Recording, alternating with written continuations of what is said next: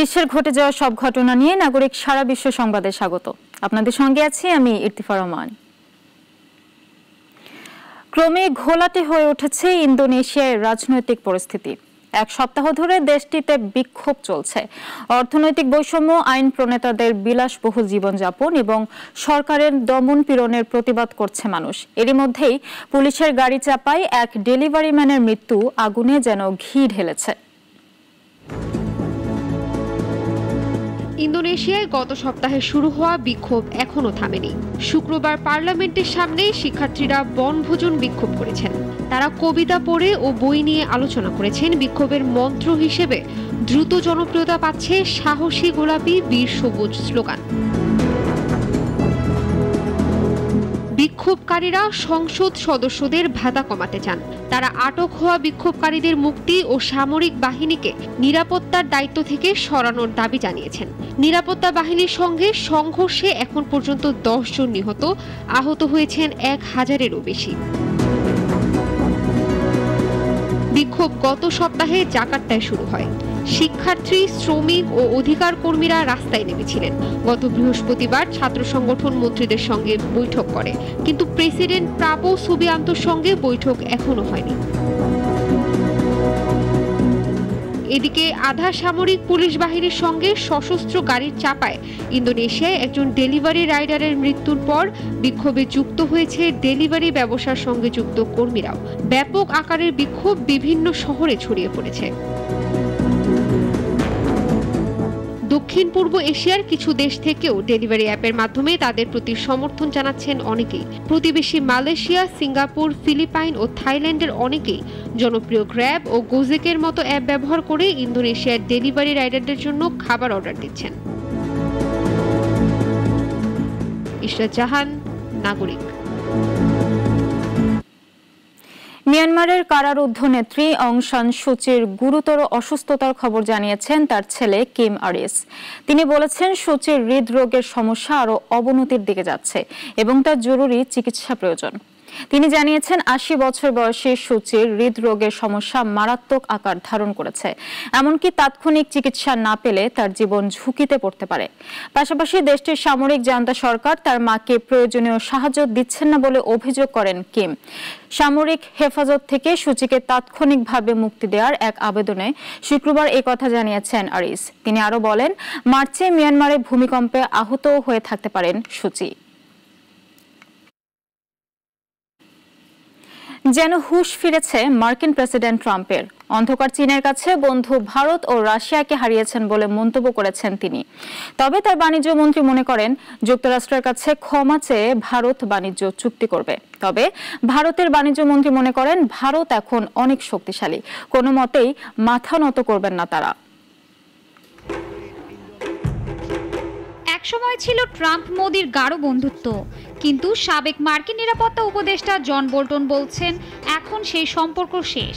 চীন সফরে ভারতের প্রধানমন্ত্রী নরেন্দ্র মোদি ও রাশিয়ার ভ্লাদিমির পুতিন শি জিনপিং এর সঙ্গে দেখা করেন। এ নিয়ে মার্কিন প্রেসিডেন্ট ডোনাল্ড ট্রাম্প ক্ষোভ প্রকাশ করেছেন। তিনি বলেছেন অন্ধকারতম চীনের ভেতরে ভারত ও রাশিয়াকে যুক্তরাষ্ট্র হারিয়ে ফেলেছে বলে মনে হয়েছে তার। বাণিজ্য এবং শুল্ক নিয়ে ওয়াশিংটন নয়াদিল্লি টানাপোড়েনে ভূরাজনৈতিকভাবে যুক্তরাষ্ট্রে ক্ষতিগ্রস্ত হচ্ছে বলে মার্কিন অনেক বিশ্লেষক ও পর্যবেক্ষক বলে আসছিলেন। তাদের মতে চীন ঠেকাতে ভারতকে যুক্তরাষ্ট্রের দরকার। তবে রাশিয়ার জ্বালানি কেনা বন্ধ করে আগামী 1-2 মাসের মধ্যে যুক্তরাষ্ট্রের কাছে ক্ষমা চেয়ে ভারত বাণিজ্য চুক্তি করবে বলে মন্তব্য করেছেন মার্কিন বাণিজ্য মন্ত্রী হাওয়ার্ড লুটনি। ভারতের বাণিজ্য মন্ত্রী পীযূষ গোয়েল বলেছেন কোনো অবস্থাতেই মাথা নত নয়, ভারত এখন অনেক শক্তিশালী, তাই আতঙ্কের কোনো কারণ নেই। আলোচনা চলছে, সময় নেওয়া হবে। তিনি আশ্বস্ত করেছেন যুক্তরাষ্ট্রের সঙ্গে ন্যায়ভিত্তিক চুক্তি হবে, তবে সময়সীমা নির্দিষ্ট করা হবে না। Well, I don't think there's any need to panic. আলোচনার ক্ষেত্রে কোনো নির্দিষ্ট সময়সীমা থাকে না। এটি ধৈর্য ধরে করা উচিত, কারণ আপনি দীর্ঘ মেয়াদের জন্য কাজ করছেন। আপনাকে ভবিষ্যৎ দেখতে হবে এবং সিদ্ধান্ত নিতে হবে আপনি কি চান। তাই কত সময় লাগবে তা আমাদের আলোচকদের আলোচনা ও চুক্তি চূড়ান্ত করতে সুযোগ দিতে হবে। নয়াদিল্লি মার্কিন শুল্ককে অন্যায্য ও অহেতুক আখ্যা দিয়েছে। তাদের বলে আসছে বড় যে কোনো অর্থনীতির মতো তারাও নিজেদের জাতীয় স্বার্থ ও অর্থনৈতিক নিরাপত্তার সুরক্ষা বিবেচনা করেই প্রয়োজনীয় সব পদক্ষেপ নেবে। শাশ্বতী সরকার, নাগরিক। পুরো মুম্বাই শহর কেঁপে উঠবে এমন বোমা হামলার ভুয়া হুমকি পাঠানোর অভিযোগে উত্তরপ্রদেশের নয়ডা থেকে একজনকে গ্রেফতার করেছে ভারতীয় পুলিশ। সন্দেহভাজন ওই ব্যক্তির নাম অশ্বিনী কুমার। তার বয়স 51 এবং তিনি বিহারে জন্মেছেন। গ্রেফতারকৃত ব্যক্তি পেশায় একজন জ্যোতিষী। তিনি 5 বছর ধরে নয়ডায় বসবাস করছেন এমনটি বলেছেন পুলিশ। তাকে গ্রেফতারের কয়েক ঘন্টা আগে মুম্বাইয়ের ট্রাফিক পুলিশের দাপ্তরিক হোয়াটসঅ্যাপ নম্বরে একটি হুমকি বার্তা আসে, যেখানে বলা হয় শহর জুড়ে 34টি মানব বোমা পেতে রাখা হয়েছে এবং 14 পাকিস্তানি জঙ্গি ভারতে প্রবেশ করেছে। এসইও সম্মেলন এবং দ্বিতীয় বিশ্বযুদ্ধে বিজয়ের স্মরণে চীনে সম্প্রতি বসেছিল বিশ্ব নেতাদের মিলন মেলা। একসময় বসেছিলেন না প্রেসিডেন্ট শি জিনপিংয়ের স্ত্রী ফেং লিওয়ান। অতিথি নেতাদের স্ত্রীদের সঙ্গে নানান কর্মকাণ্ডে ব্যস্ত ছিলেন তিনি। 1987 সালে ফেং লিওয়ানকে বিয়ে করেন শি জিনপিং। যখন দুজনেরই বিয়ে হয়েছিল, ফেং তখনও রীতিমতো জনপ্রিয়। ফেং লিওয়ান চীনের বিখ্যাত লোকসঙ্গীত শিল্পী। চীনে মাও জেদং ছাড়া আর কোনো প্রেসিডেন্টের স্ত্রীকে সরাসরি রাজনীতিতে বা সাধারণ মানুষের কাছাকাছি আসতে দেখা যায়নি। সেখানে ফেং ব্যতিক্রম। সম্প্রতি চীনে গিয়েছিলেন অন্তত 1 ডজন দেশের নেতা। উত্তর চীনের থিয়েনচিন শহরে প্রেসিডেন্ট শি জিনপিং এর স্ত্রী ফেং লিওয়ান বিদেশি নেতাদের স্ত্রীদের সঙ্গে হাইহো নদীতে ঘুরেছেন। ফেং লিওয়ান অতিথিদের সাথে করমর্দন করে আন্তরিক স্বাগত জানান।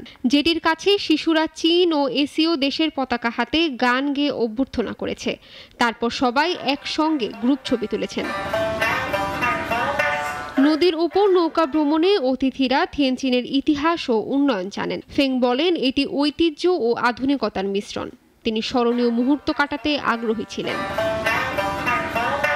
নদী তীরে চা পানে অতিথিরা চীনের ঐতিহ্যবাহী সানসিয়ান বাদ্যযন্ত্রের সঙ্গীত উপভোগ করেন। তারা চীনের ঐতিহ্য ও আধুনিক অগ্রগতির প্রশংসা করেছেন। এই অনুষ্ঠানে উজবেক, মঙ্গোলিয়া, আজারবাইজান, তুরস্ক, আর্মেনিয়া ও নেপালের নেতাদের স্ত্রীরা অংশ নেন। তাদের মধ্যে জিরোয়াত খান, লুভ সান্দোর্স, মেহরিবান, এমিনে, আনা ও রাধিকা উল্লেখযোগ্য। ইশরাত জাহান, নাগরিক। ভেনেজুয়েলার সঙ্গে যুক্তরাষ্ট্রের উত্তেজনা চরম মাত্রায় পৌঁছেছে। এরপর পরপর 2টি ঘটনার পর আগুনের উত্তাপ আরও বাড়ালেন মার্কিন প্রেসিডেন্ট ডোনাল্ড ট্রাম্প। এর প্রস্তুতির অংশ হিসেবে ডোনাল্ড ট্রাম্প পুয়ের্তো রিকোতে F-37 স্টেলথ যুদ্ধ বিমান মোতায়েনের নির্দেশ দিয়েছে। ভেনেজুয়েলার ভেতরে সক্রিয় মাদক কার্টেলদের বিরুদ্ধে হামলার পরিকল্পনা বিবেচনা করছে যুক্তরাষ্ট্র। এমন ঘটনা ঘটলে ওয়াশিংটন এবং কারাকাসের মধ্যে ইতিমধ্যেই ক্রমবর্ধমান উত্তেজনার নাটকীয় মোড় নিতে পারে।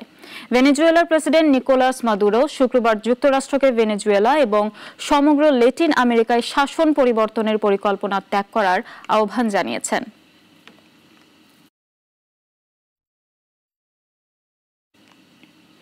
নাগরিক সারা বিশ্ব এখন এ পর্যন্তই। এরপর সন্ধ্যা 6টায় নাগরিক সংবাদ দেখার আমন্ত্রণ রইল। সবাইকে ধন্যবাদ।